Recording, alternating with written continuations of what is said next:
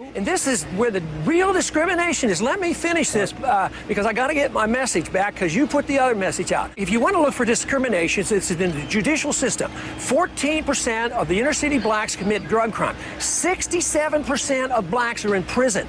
That's discrimination. That's the judicial code that I am attacking, and that is not racism. What I defend is the principle of libertarianism, where we never see people who belong to a group, and every individual is defended and protected because they're important in an individual, not because of their color of skin, but of their character. So I am the anti-racist because I am the only candidate, Republican or Democrat, who would protect the minority against these vicious drug laws.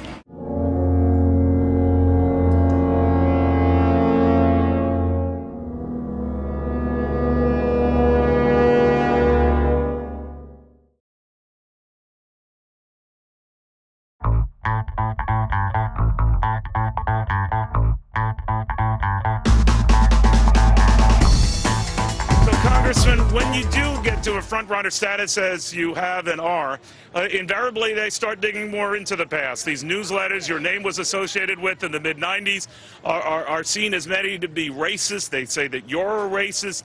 How do you respond to that now? Well, I don't think anybody calls me racist. I think the charge, which could be a correct charge, is I was pretty negligent as a publisher of a newsletter, not paying more attention. Because it is a bit ironic, as a civil libertarian, you know, I'm the one that really champions civil liberties, and regardless of race, creed, or color. And, you know, even CNN that sort of stirred this pot did a poll the other day, and they took all the candidates, all the Republican candidates, and I came out the best of all of them in appealing to those in the minorities. So I would say that maybe what this will do is stir up the defense, because, you know, I address the drug war and how the prison system doesn't work. The judicial system is very unfair to minorities. Nobody else would dare touch that. So in many ways, what they're trying to portray me as is exactly opposite of what I am, but I don't think it'll stick. I mean, they've been trying to do that for years. This is pretty much old hat, because that was, I mean, those letters were written maybe close to 20 years ago.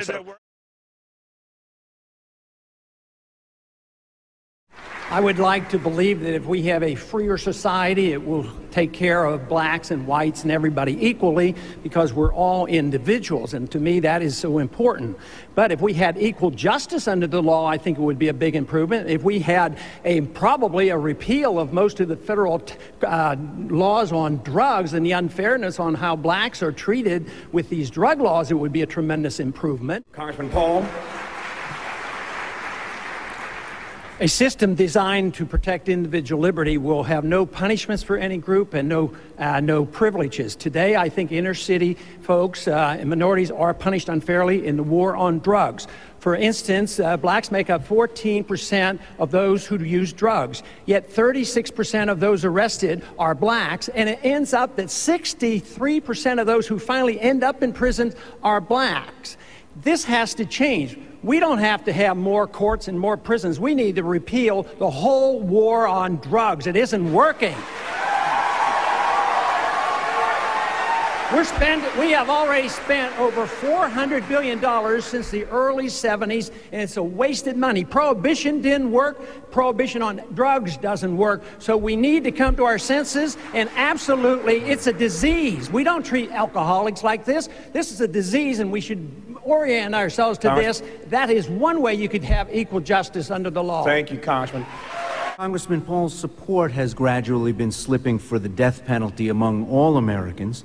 The Pew Forum on Religion and Public Life reports a large majority of whites still support capital punishment, while blacks and Latinos do not. Do you think the death penalty is carried out justly in the United States?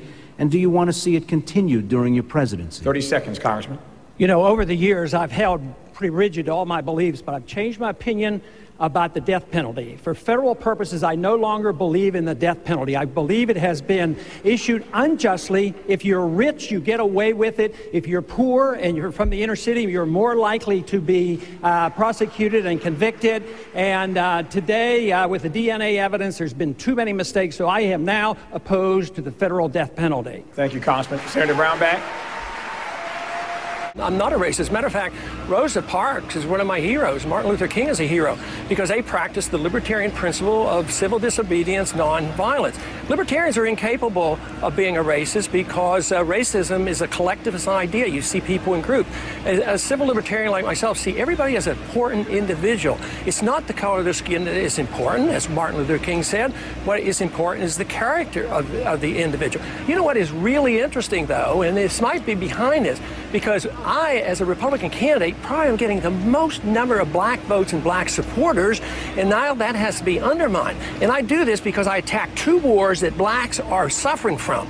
One, the war overseas. In all wars, minorities suffer the most. So they join me in this position I have against the war in Iraq. And what about the war on drugs? What other candidate will stand up and frighten the candidate and say, I would pardon all blacks, all whites, everybody who are convicted for nonviolent drug acts?